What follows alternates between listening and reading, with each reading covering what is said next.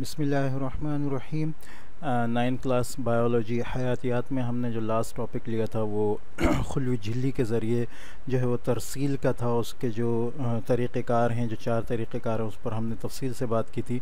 Next जो हमारा topic है यहाँ पर वो है सबसे पहले खुलवी उज़वी।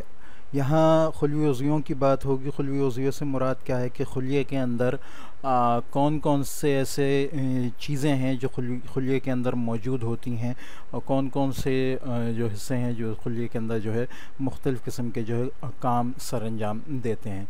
तो यहाँ अगर हम देखें इसको, अब हम खुलिया के अहम उज़्वियों को देखेंगे जिनसे मिलकर खुलिया बनता है। ये बात ज़हन नशीन रहनी चाहिए कि खुलियों में उन उज़्वियों की साख्त और उनके अफ़आल हर हयातियाती निज़ाम में एक दूसरे से मरबूत हैं। मतलब ये जो नीचे जितने भी उज़्वियों का ये ज़िक्र करेंगे वो आपस में एक दूसरे के साथ जो है काम करने के लिए, ज़िंदगी को बरकरार रखने के लिए जो है एक दूसरे के साथ किसी न किसी तरह मरबूत होते हैं, राब्ते में होते हैं। जब हम इन उज़्वियों का मुताला करते हैं ये बात वाज़ेह हो कि आप मखसूस साख्त का मुशाहिदा कर रहे हैं जो कि इन उज़्वियों को मखसूस अफ़आल के काबिल बनाती हैं। यानी जितने भी नीचे चीज़ें आएंगी तो उनमें हर एक की साख्त के बारे में और उसके अफ़आल के बारे में, ख़ास अफ़आल के बारे में बात होगी। यहाँ जो पहला जो इन्होंने लिया है वो है साइटोप्लाज़म। साइटोप्लाज़म क्या है? जैसा कि पहले बताया गया कि एक खुलिया जो होता है उसके इर्द गिर्द जो बाउंड्री होती है वो खुलवी झिल्ली कहलाती है, जिसकी शुरू में बात हो चुकी। बीच में एक बड़ा सा उज़्विया होता है जो न्यूक्लियस या मरकज़ा कहलाता है, जो कि कंट्रोल सिस्टम का काम करता है। इसके अलावा जो ये सारी चीज़ें यहाँ पर मौजूद होती हैं ये साइटोप्लाज़म कहलाती हैं। और जो है इसके बीच में जो जेली लाइक जो सब्सटेंस सारा मौजूद होता है, जिसमें बेशतर हिस्सा जो होता है वो पानी होता है, वो साइटोप्लाज़म कहलाता है। ठीक है, तो साइटोप्लाज़म का अगर हम देखें यहाँ पर तो साइटोप्लाज़म एक जेली नुमा शे है जो कि खुलिया में भरा होता है। ये जेली 90% पानी पर, यानी बेशतर इसका हिस्सा जो है वो पानी पर मुश्तमिल होता है। इसमें हल शुदा ग़ज़ाई अज्ज़ा और फाजिल मादे भी होते हैं। सेल चूँकि पूरे जिस्म के लिए खुलिया जो है वो तवानाई का काम कर रहा होता है, तो इसके अंदर भी जो हम खाना खाते हैं वो टूट फूट का ग्लूकोज़ की शक्ल में जो है वो अंदर आता है, जो मज़ीद जो है एनर्जी में कन्वर्ट होता है। ठीक है, तो ये सारे ग़ज़ाई अज्ज़ा जो हैं जो हम लेते हैं वो सेल के अंदर या खुलिये के अंदर जो है किसी न किसी सूरत में पहुंचते हैं, और फिर जब वो इस्तेमाल हो जाते हैं तो उनके अंदर फाजिल मादा भी जब तक निकले नहीं खुलिये के अंदर तो वो मौजूद होता है।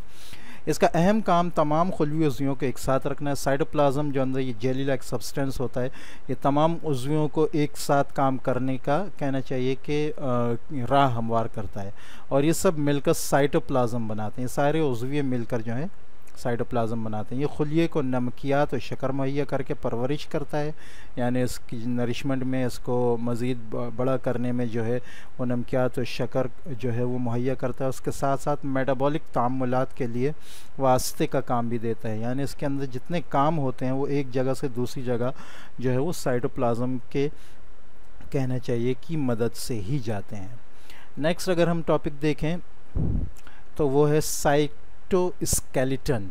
ठीक है, साइटोस्केलेटन जिस तरह हमारे अंदर एक हड्डियों का ढांचा मौजूद होता है जो हमारे जिस्म को जो है बरकरार रखता है, एक ख़ास पोजीशन देकर रखता है, और उसको कहना चाहिए कि ताकत इस तौर पर फराहम करता है कि उसकी एक पोजीशन जो है, उसकी एक शक्ल जो है बरकरार रहती है। इसी तरह सेल के अंदर, खुलिये के अंदर एक चीज़ होती है साइटोस्केलेटन। जैसा कि नाम से ज़ाहिर है कि ये सेल का स्केलेटन होता है, प्रोटीन का खुद बीनी जाल। इसके अंदर एक जाल बिछा होता है जो खुर्द नालियों का होता है, छोटे छोटे ट्यूबुल्स का होता है, और छोटे छोटे रेशे टाइप होता है, धागों की तरह का। ठीक है, ये प्रोटीन का जाल होता है जो कि पूरे साइटोप्लाज़म में फैली होती है। ठीक है, तो ये जो है ये साइटोस्केलेटन या तो माइक्रोट्यूब्यूल्स की शक्ल में होगा या फिलामेंट्स की शक्ल में होगा, जो पूरे साइटोप्लाज्म में जो है फैला हुआ होगा।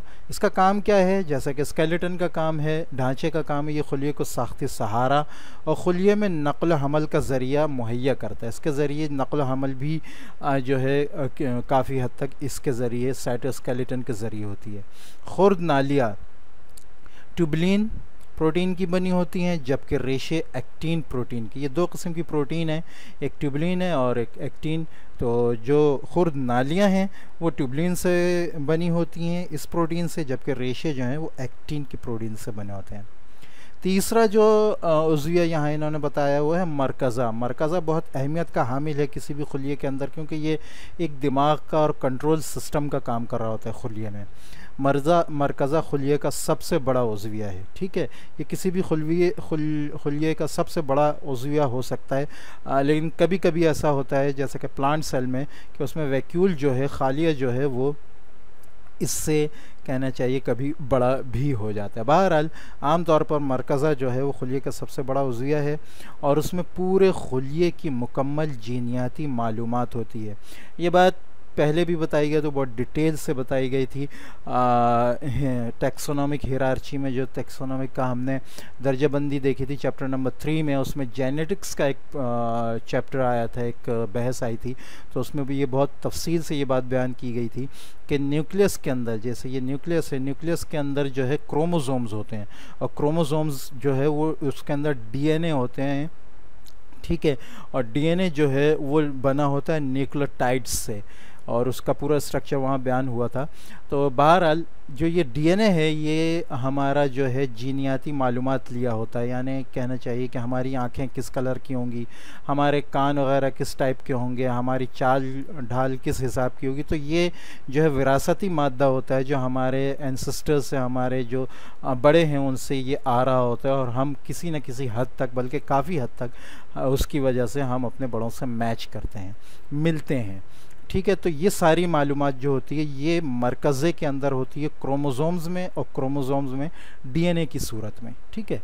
मरकज़े की साख्त और मौजूदगी वो बुनियादी उन्सर है जो यूकैरियोट्स को प्रोकैरियोट्स से मुख्तलिफ बनाता है। जैसा कि पहले बताया गया था यूकैरियोट्स और प्रोकैरियोट्स की बहस में के ज़िक्र में कि ये जो प्रोकैरियोट्स के अंदर कोई भी उज़्विया जो है वो झिल्ली वाला जो होता है वो नहीं होता, उसके अंदर न्यूक्लियस भी बिल्कुल फैला हुआ पड़ा होता है, उसके न्यूक्लियर मेम्ब्रेन नहीं होती। तो यहाँ ये इस तरह का गोल न्यूक्लियस किसी भी खुलिये के अंदर ये जो है ये यूकैरियोट्स की खासियत है, प्रोकैरियोट्स में ऐसा नहीं होता। मरकज़ा फास्फोलिपिड की दोहरी झिल्ली से ढका होता है, जिस तरह सेल मेम्ब्रेन खुलवी झिल्ली जो है वो फास्फोलिपिड की दोहरी झिल्ली से पूरी खुलिये को लिए होती है, इसी तरह मरकज़ी झिल्ली भी जो है वो फास्फोलिपिड की दोहरी झिल्ली होती है और वो न्यूक्लियस को पूरा जो है घेरे होती है। और ये झिल्ली मरकज़े के मादे को साइटोप्लाज्म से अलहदा करती है। जैसे खुलवी झिल्ली पूरे खुलिये के मादे को बाहर से अलहदा कर रही थी, इसी तरह खुलिये की जो है मरकज़ी झिल्ली जो है न्यूक्लियस की या मरकज़े की जो मरकज़ी झिल्ली है वो मरकज़े को बाहर के साइटोप्लाज्म से अलहदा रखती है।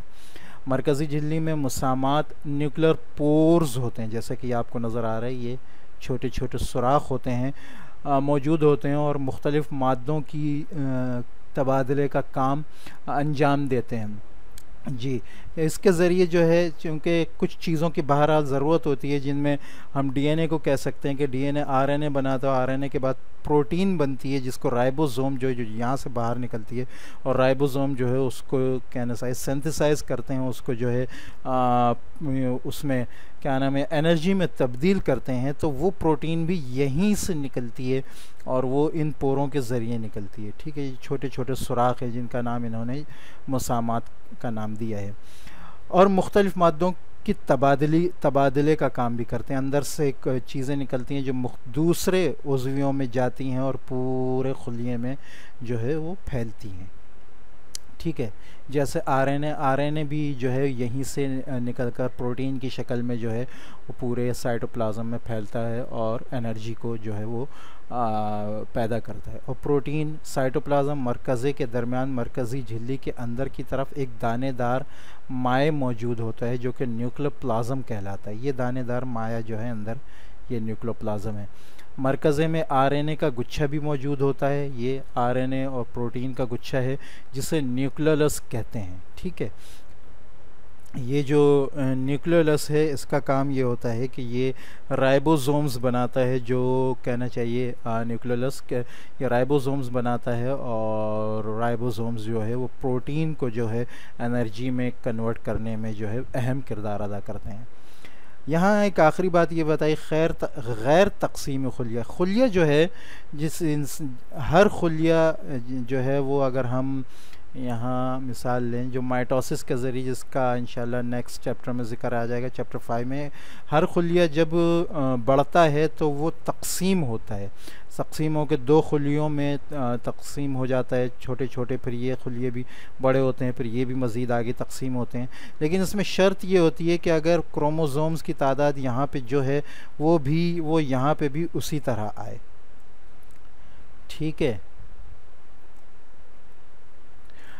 तो उसमें क्या होता है कि ये जो खुलिया है ये पहले इसके डबल पेयर बनाता है, ठीक है ना, 4 और 4 दोबारा, वैसे तो इसमें 4 ही होते हैं लेकिन एक ख़ास तरीक़ेकार से जो आगे आ जाएगा तफसील से नेक्स्ट चैप्टर में, ये इस पेयर बनाता है जो तक़सीम होने के बाद अगले आने वाले दोनों खुलियों में भी वो वही तादाद रखते हैं क्रोमोसोम्स की, ठीक है।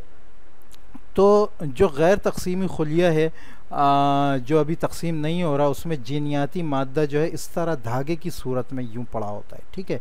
लेकिन जब ये तक़सीम होना शुरू करता है तो ये धागा जो है ना खुलने लगता है और खुल के ये इस तरह की शक्ल, या आप यहाँ भी नहीं,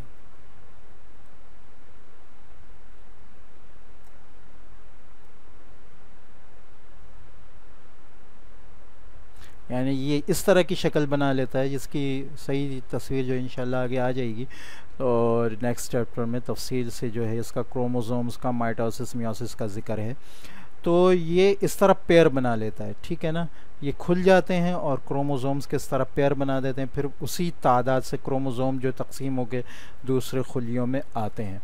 तो यहाँ जो ये बात की गैर तक़सीमी खुलियों में जीनियाती मादा जो कि क्रोमोसोम्स है उसके अंदर डीएनए मौजूद होता है, एक जाल की शक्ल में पड़ा होता है ये, ठीक है, जिसे क्रोमेटिन का जाली का नाम देते हैं, क्रोमेटिन नेटवर्क, ठीक है।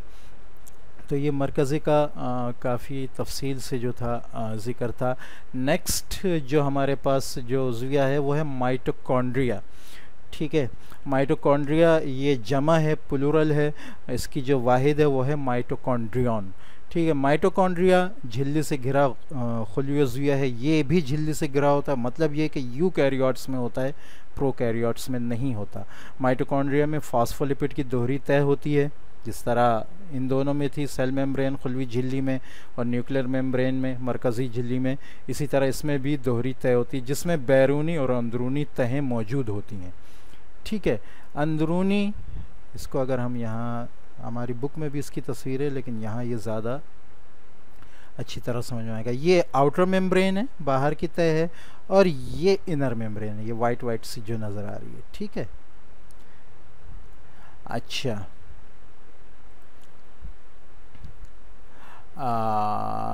ठीक है। अंदरूनी झिल्ली में बहुत सी सिलवटें होती हैं, हम देख सकते हैं यहाँ पे अंदरूनी जो झिल्ली है उसके अंदर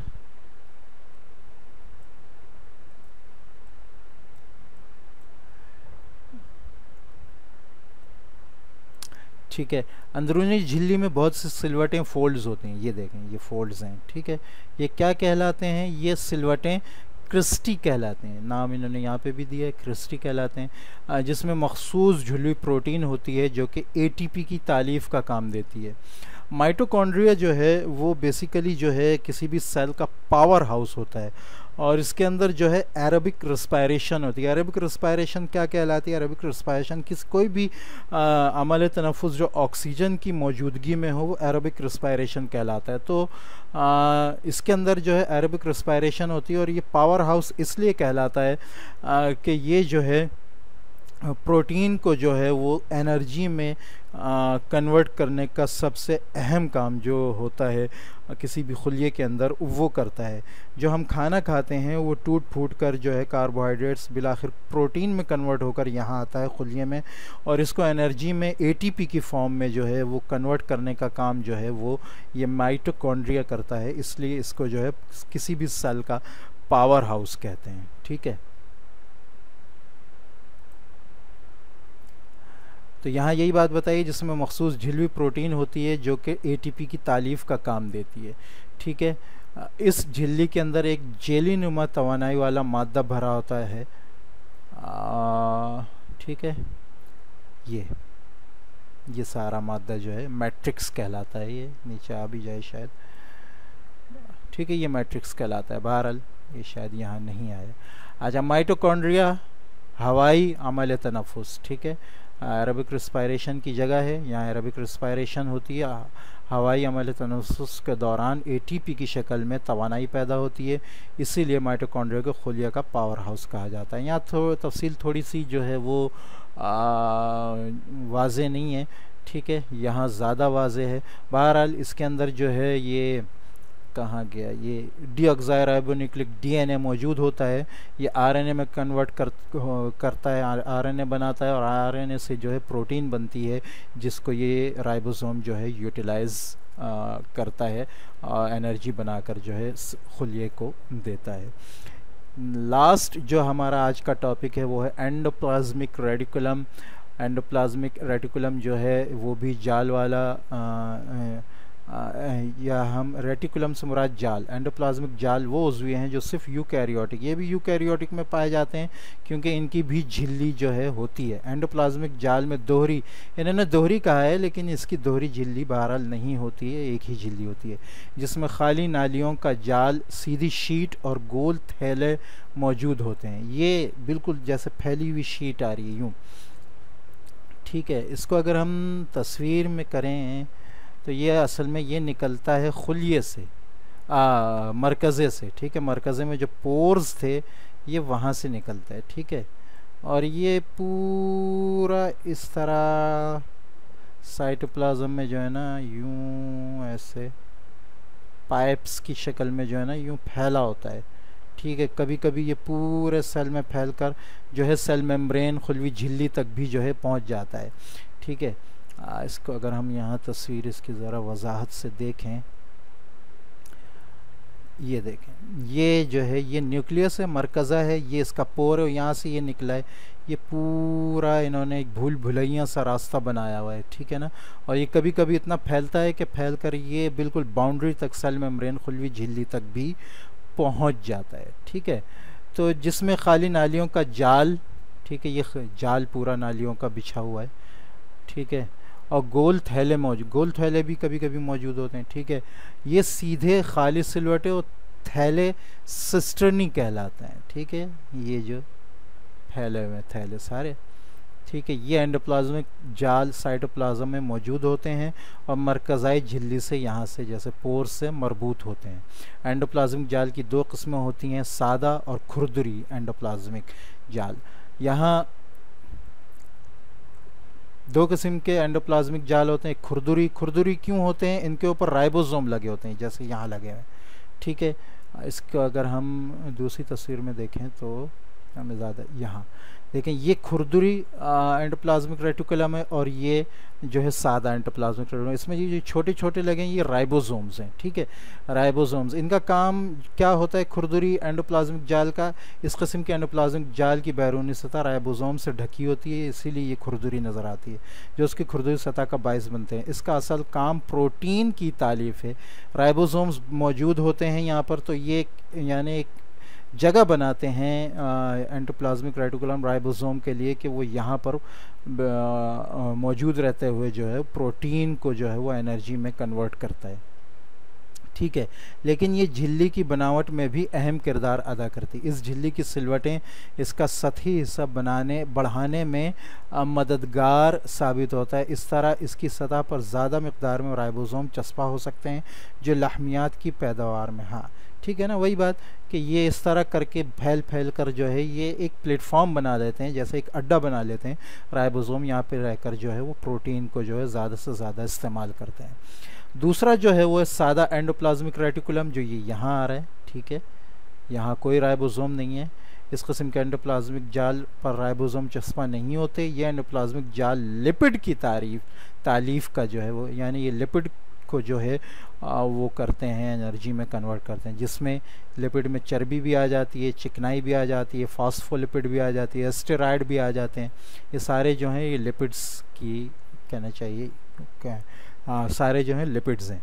ये कार्बोहाइड्रेट के मेटाबॉलिज्म, कैल्शियम इर्तिकाज़ की बाकायदगी और जहरीले मादे का इख्तिताम, ठीक है। ये कार्बोहाइड्रेट के जो है उसकी मेटाबॉलिज्म भी करता है, यानी उसको जो है उसमें ग्लूकोज में कन्वर्ट करने का और उसको ताकत में कन्वर्ट करने का, एनर्जी में कन्वर्ट करने का काम करता है।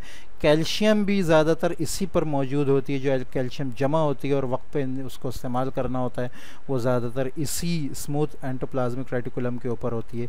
तीसरे जहरीले मादे जो है जिसको हम यूँ कहें डिटॉक्सिफिकेशन का काम करता है, यानी जहरीले मादे जो सेल के अंदर पैदा हो रहे होते हैं उनको भी जो है वो गैर जहरीले मादों में कन्वर्ट करने का, तब्दील करने का अहम काम सर अंजाम देता है।